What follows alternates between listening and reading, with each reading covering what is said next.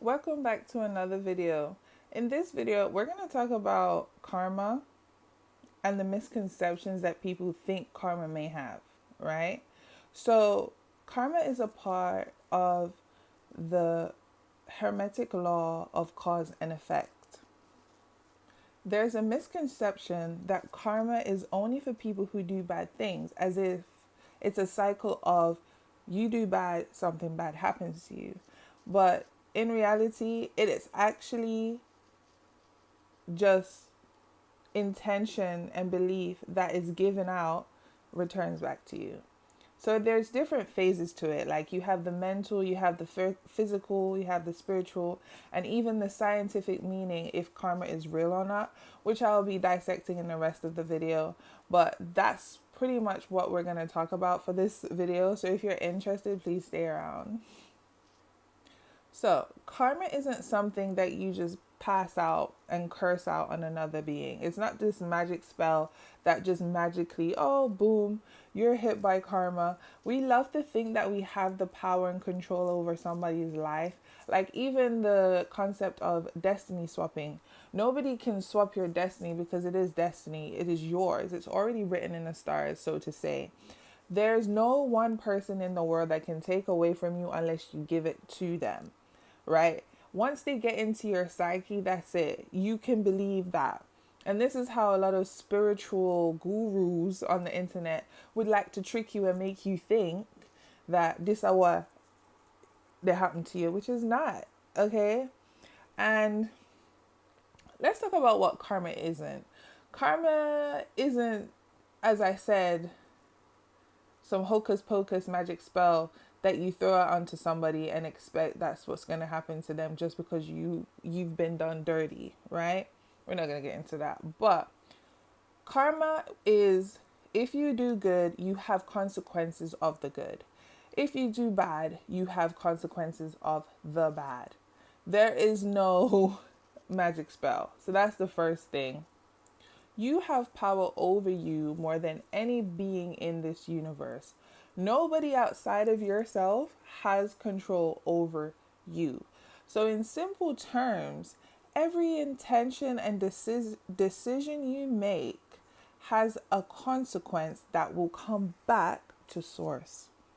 So, that is what karma means, okay? It is not something that you can throw onto somebody else because you don't like what they did to you. Don't worry about it. That's why the law of detachment, it says don't worry about it because the person is mirroring themselves. Just be good. Just go out there and do what you're doing, right? I'm not saying to be foolish. When you see a threat, use your discernment, as we talked about in a previous. Did I talk about this? Oh, we haven't done that video yet. But I have a video ready that is going to be uploaded. You might see it before this video. But I have a video about intention and discernment, how to, differentiate between the two, right? Karma is like sowing seeds and you reap the rewards. So you're either sowing seeds of good or not. You can't sow a seed and not water it and not show it love and expect it to bear fruit. That's not how it works. So that's a way that you can see it for yourself, right? You have to think of karma as a tree that you plant, right? And a seed or a thought or an intention or idea with extremely good memory. Karma has extremely good memory, okay? It's like an elephant with good memory because elephants have great memory, right? So just think about it as that. In Hindu philosophy, they believe that the intentions that you have in this life have consequences across time. So they believe like if you have a good life, if you're a good person, a kind person in this life, in the next life you would have an upgrade or you will become someone who is deserving because your karma in this life was good. If you were a mean-spirited person, in the next life you become an insect or a dog or something. I don't know. Whatever lesson you needed to learn before, you will learn in the next life. So in Hinduism, they believe that's what that is. You know what I'm saying? In psychology, there is a parallel thought of behavioral conditioning that they believe that patterns, what's it called? Patterns, you create the patterns which have outcomes. So you consistently feed in anger, fear. You consistently feed in love and happiness and joy and kindness. These patterns eventually will come back to you because they're patterns, okay? And however the stimuli outside of you responds to that, that's the karma, basically, in psychology, that they believe. You know what I'm saying? So if you give out kindness, the consequence of that kindness, someone will feel warm towards you and feel like to open up to you and feel like you're a safe space. If you come off very angry, if you come off very stubborn, or you're a liar or you're a thief, nobody is going to reach out to you as the first person if they want to hang with. Do you know what I'm saying? So that's what in psychology, that's what the main thing is, you know? And in the spiritual world, as I said in the beginning of the video, they connect the spiritual and manifestation of karma as the law of cause and effect and the law of correspondence. So as above, so below, as within, so without. That is how the spiritual world sees karma. So you are mirroring your reality. In this present moment, you are exactly where you're supposed to be, and whatever is mirroring back to you is what you are giving to the mirror, or living in the now in the mirror. So I'm going to discuss the 4 types of karma, right? And the first one that I want to discuss is the mental karma, where your thoughts bring about your perception of reality.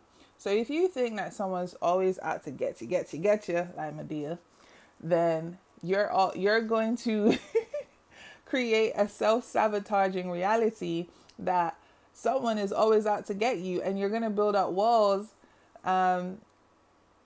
against people coming towards you who want to get to know you. You're not going to create strong friendships and relationships because you feel your perception of reality is people are out to get you. Okay, so the mental karma is that. So have you ever had like people around you who are just constantly on about, these people, I don't trust them, I don't want to be around them. For example, black people, or Jamaicans would be like, me no want to be around other Jamaicans, or I don't want to live around other black people because there's a stereotypes that's been programmed into our brain against your own people. Like, I don't get that, but okay, because you're black yourself. Why would you even think about those things if you're not like that? You know what I'm saying? And this is why I'm saying the programming comes in. If we as a collective, if we as a collective would change our thought process towards things and work together, we would be so far ahead right now, right? The second one is emotional trauma, right? Rehearsed emotional states affect your nervous system, right? So if you continuously in a fear response, you are now what I would call you're in love with fear. And I had to come down from that. I realized because I was given the gift of fear by my family and my parents, which obviously they were given the gift from their parents and so on and so forth, and the environment that they're in. I realized that I have to find another way to regulate my nervous system. And this is why I'm so adamant about regulating your nervous system, because it's like, it's really helpful. Trust me, I'm still going through it because I'm going through my Saturn return right now, and it's Saturning. Okay? It is Saturn like it can't Saturn before. You know what I'm saying? So what you feed, emotions that you feed every day, like some days I might wake up angry. I don't know why the heck I'm angry until I take a deep breath and realize, damn, I'm hungry, you know? I'm hungry. I'm really hungry. I need to eat something. But I'm learning that vocalizing and telling people that I'm not angry at you. My body is deprived at this moment of nutrients, and my brain cannot focus on anything else because my body needs food. I love y'all. I'll meet y'all. Circle me. May come back, right? When I have food in my stomach. Do you understand? So these emotions, let's turn them around. Okay? Ask the questions. Why do I feel this way? And how can I turn it around? And the thing is, sometimes we want to stay in that emotion. Sometimes we want to sit in it. You know what I'm saying? We want to sit deep down in these emotions because it's what we've been used to all this time. Listen, you have to ask yourself this question. Whenever you are angry or you are afraid or you're just uncertain or unknown, you should be open to those emotions because it's teaching you there are triggers that you do not understand. Anyways, there's another video on this. I'm not going to go too deep into this. I'm going to go to the next karma, which is the behavioral karma, which is actions create ripple effects. If you are a kind person, as I said before, people will trust you, right? If you are a liar or a thief, people will not trust you. If you do not stick to your word, people will not see you as a stable person, so they won't come to you for help. So yes, you guys want friendships that are meaningful and great and honest, but you are not that person. As I say, reality mirrors who you are. And when you assert yourself a certain way, a certain type of people will love to be around you, and it's either they get away from you or they will stay with you, and why am I promoting this? And will want to work with you, you know. And the fourth one is collective karma, which has to do with family, societies, and group settings, which is a collective energy, an intention, and pattern that is passed down from generation to generation. That's why a lot of people say, I'm going to be the first to break my generational cycle, the generational trauma within my family. This is the collective trauma, not trauma, well, yeah, collective karma that everyone is talking about. And as I said in the beginning of this video, you have more power over yourself than you can even imagine. Nobody can control you. So, when it comes to the collective karma, every time, I'm going to use Fantasia as an example, right? If you've ever watched her biopic, and the grandmother and the mother of Fantasia had teenage pregnancies, and they kept repeating, oh, our family is cursed. Fantasia's family is cursed from having teenage pregnancies. We keep having them. What happened? Fantasia had a teenage pregnancy because it kept being repeated over and over and over and over since she was little. How many of y'all, be honest, how many of y'all have this repeat over and over again that your families keep repeating in your ear? How many of you have that same pattern, that generational cycle, the generational talk, the generational conversation that you keep having with younger generations around you who are hearing the same thing over and over again, and now it's in fruition? I would say in my family, because I'm going to talk on stuff that I know, right? There are things in the family that you can make it a good generational karma. Some generational karma is good, like wealth, you know. If you're speaking abundance around your children, if you're showing them that money is abundant here, you know, love is abundant here, prosperity is abundant here, that will eventually flow. And that's why a lot of financially unstable people are envying the rich because they're saying, what do they have that we don't? And it's that. That's what it is. That's what they have. They repeat the things that they want to be repeated. And obviously, we're not perfect as a species. Obviously, we do repeat stories to keep us safe. But at some extent, we have to take accountability for ourselves, okay? Generational trauma is not real. Generational patterns are, and generational karma is what is affecting some of us. So there you go. That's the 4 types of karma that I've learned and understood through this journey. A lot of people feel as if karma is you do bad so you deserve punishment, which is a misconception. Karma is so vast and so expansive that we will do well to learn more about it, just like I did. It's interesting because I never understood karma, right? Until one day, let me tell you how this came about. I was having a conversation with a friend of mine, and we kind of got into a heated conversation, and I was like, you better be careful because karma is real. And he was like, no, karma isn't real.